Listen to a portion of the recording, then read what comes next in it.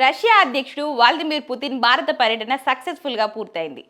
Putin తన ఆరోగ్యం, ఆహారం విషయంలో ఎంత జాగ్రత్తగా ఉంటారో అందరికీ తెలిసిందే. దీంతో ఈ పర్యటనలో ఈ విషయం కూడా తీవ్ర చర్చనీయాంశంగా మారింది.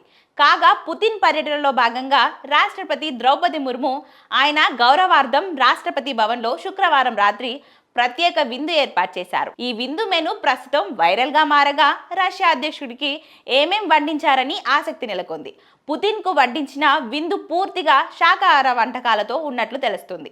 అందులో దేశంలోని నలుమూలల నుంచి ఎంపిక చేసిన వంటకాలు స్థానం కల్పించారు. మురుంగేలే చారు, గుచ్చిడున్ చెట్టిన్, పుదీనా సాస్, షర్మిల్తో కాచే చేనే, షింఖరి కబాబ్లు, ప్రసిద్ధ జోన్ మోమో స్టార్టర్స్ గా ప్రారంభమయ్యాయి. ప్రధాన వంటకాలలో జాఫ్రానీ పన్నీర్ రోల్, పాలక్ కోప్తా, గుజరాతీ దాల్, మటర్ కా సాక్, తందూరి బర్వల్ ఆలు, Achari బెంగల్, yellow dal tadka, dry fruit కుంకుమ పువ్వు పులావ్, లచ్చా పరాటా, మిస్సీ రోటీ, మగజ్ నాన్ వంటి వివిధ రకాల రోటీలను వడ్డించారు. ఇక డెజర్ట్స్ విభాగంలో సాంప్రదాయ బాదంకా హల్వాతో పాటు సీతాఫల్ క్రీమ్ ను కూడా అందించారు. దానిమ్మ, నారింజ, క్యారెట్, అల్లం, బీట్రూట్ జ్యూసులు, గోంగూర, ఊరగాయ, మామిడి చట్నీ ఇలా ఈ వంటకాలన్నీ పుతిన్ కు బాగా నచ్చాయని చెప్తున్నారు.